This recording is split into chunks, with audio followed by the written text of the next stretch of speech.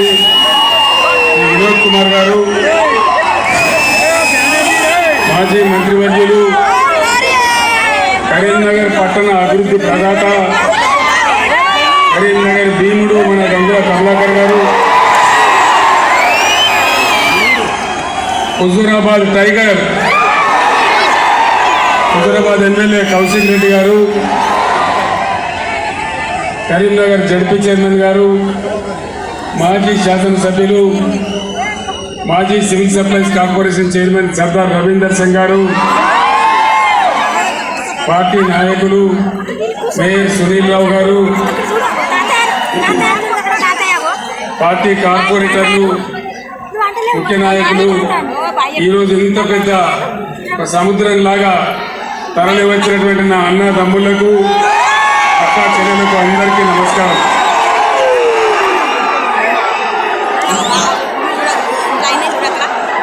ఆయన ఆగబట్టన్నా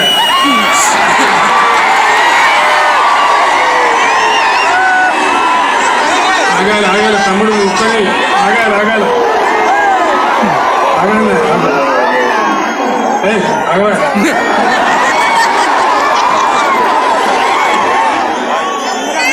ఎవడు మనవడేనా? మనవడైతే అట్లా చేయొచ్చు బాగు. ఆగా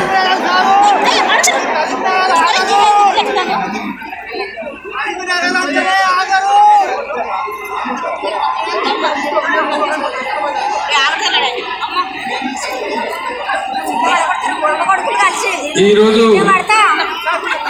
జరిగే ఈ పార్లమెంట్ ఎన్నికలలో 3 పార్టీలు మీ ముందర ఉన్నాయి.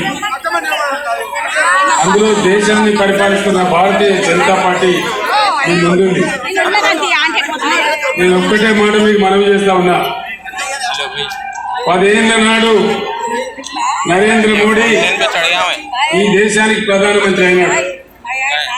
దగ్గర దగ్గర 150 సైలెంట్ కూడా వినబడుతుంది.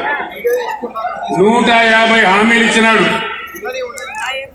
ఏ ఒక్క హామీ అన్నా నెరవేర్చిందా నరేంద్ర మోడీ? సబ్కా సాత్ సబ్కా వికాస్ ఏమైనా అయిందా? సబ్కా సత్యనాశ్ దేశ్ కా సత్యనాశ్ అయింది. రూపాయి విలువ 84 రూపాయలు పడిపోయింది డాలర్తో పోల్చుకుంటే. అదేవిధంగా బేటీ పడావో బేటీ బచావో ఎక్కడన్నా బేటీ చదివిందా? ప్రత్యేక కార్యక్రమాలు జరిగినాయా? జరగలేదా? అమృత్ కాల్ వచ్చిందా? అచ్చే దిన్ వచ్చిందా? అచ్చే దిన్ రాలేదు కానీ సచ్చే దిన్ మాత్రం వచ్చింది.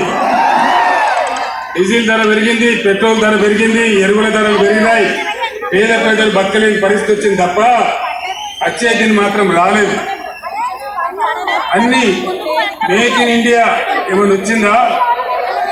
డిజిటల్ ఇండియా ఏమైనా జరిగిందా? వికసిత్ భారత్ ఏమైనా అయిందా? వికసిత్ భారత్ కాలేదు కానీ విఫల భారత్ అయింది.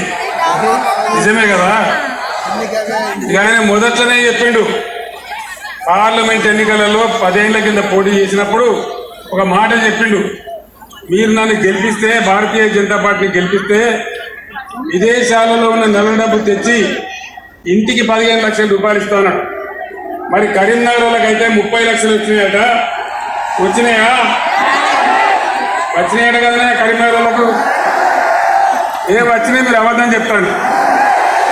బండి సంజయ్ తెచ్చిచ్చినట కదా, రాలేదా? మీకు కూడా రాలేదా అన్న? ఈ సైడ్ సపోర్ట్ లేదు, రాలేదా? మీకు రాలేదన్నా? మీకు కూడా రాలేదా? ఎవరికి రాలేదు. 15 లక్షలు లేదు, 30 లక్షలు లేదు. అంత పట్టితే గ్యాసు ట్రాష్ అంతే కదా. మాట్లాడితే పాకిస్తాన్ చూపెట్టాలి. ఒకటి పుల్వామా, ఒకటి మన్ను మసాలు.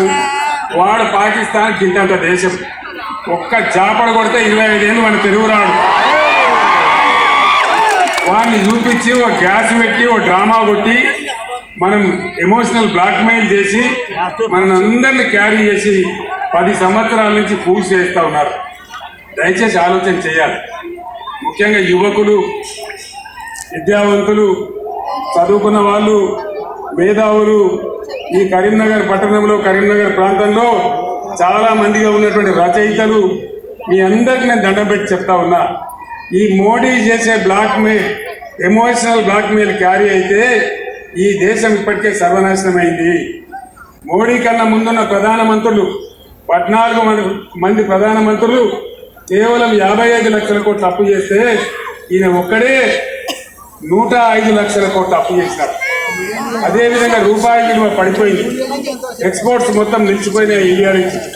అదేవిధంగా దిగుమతులు బాగా పెరిగిపోయినాయి, ఇంపోర్ట్స్ పెరిగిపోయినాయి, విదేశీ మారక నిల్వలు తగ్గిపోయినాయి. అదేవిధంగా ఏ ఒక్క మాట సంవత్సరానికి 2 కోట్ల ఉద్యోగాలు భర్తీ చేస్తుంటే ఏ ఒక్కటి కూడా భర్తీ చేయలేదు.